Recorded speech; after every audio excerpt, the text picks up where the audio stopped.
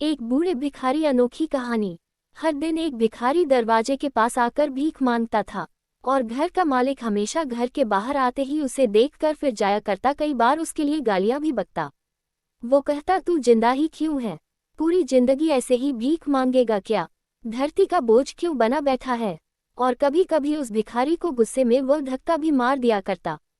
इतना कुछ हो जाने के बावजूद अधिकारी के मुंह से सिर्फ यही निकलता कि भगवान भगवान तुम्हारे पापों को माफ करे।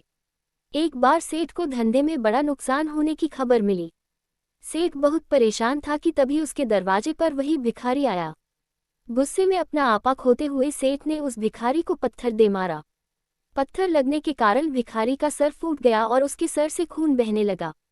फिर भी दर्द से कराहते हुए भिखारी ने इतना ही कहा, भगवान तुम्हारे पापा को माफ करे। भिखारी वहां से चला गया। सेठ सोच में पड़ गए, भिखारी को पत्थर मारा फिर भी उसने सिर्फ प्रार्थना की।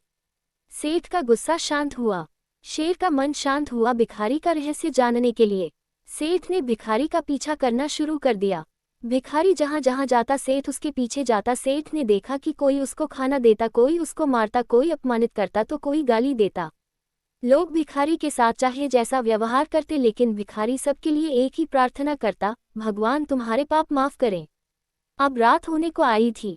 भिखारी अपने घर जाने के लिए लौटा। वो अपने घर पहुंच गया, लेकिन सेठ अब भी उसका पीछा कर ही रहा था।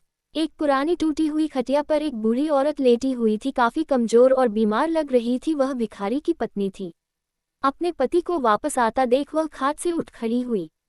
पत्नी ने अपने पति के भीख वाले कटोरे में देखा, उसमें सिर्फ आधी बासी रोटी थी। उसे देखकर वह बोली, आज बस इतना ही मिला, और हाँ, आपके सिर से खून निकल रहा है, ये चोट कैसे लगी? बूढ़ा भिखारी बोला, आज बस इतना ही मिला, किसी ने कुछ दिया ही नहीं। सब ने गालियां दी और एक नए पत्थर भी फेंकना, इसीलिए मेरा सर फट गया। एक गहरी ठंडी सांस लेकर बूढ़ा भिखारी फिर से बोला, यह मेरे ही पापों का फल है। तुम्हें याद है कुछ सालों पहले हम कितने अमीर थे? क्या कुछ नहीं था हमारे पास? हमारे पास हर चीज जरूरत से ज्यादा थी, लेकिन हमने कभी दान नहीं किया। और उससे भी बुरा हमने उस अंधे भिखारी के साथ किया जो हमारे द्वार पर भीख मांगने आया करता था। बूढ़ी पत्नी की आंखों में आंसू आ गए। वह बोली, हाँ, हम उस बेचारे अंधे के साथ बहुत बुरा करते थे। उसका अपमान करते थे, उसे खाने के लिए रोटी की जगह कागज दिया करते, उसका मजाक उड़ाया करते और कभी कभी मारा भी करते। मैंने कभी उसको रास्ता नहीं दिखाए। एक बार मैंने उसके मुंह पर मिट्टी भी फेंकी थी और वह हमेशा दुखी होकर यही कहता कि भगवान तुम्हें तुम्हारे किए की सजा देगा, भगवान तुम्हारे पापों की सजा जरूर देगा। उसका श्राप सच हुआ और हम इस दुख भरी जिंदगी में आ गए।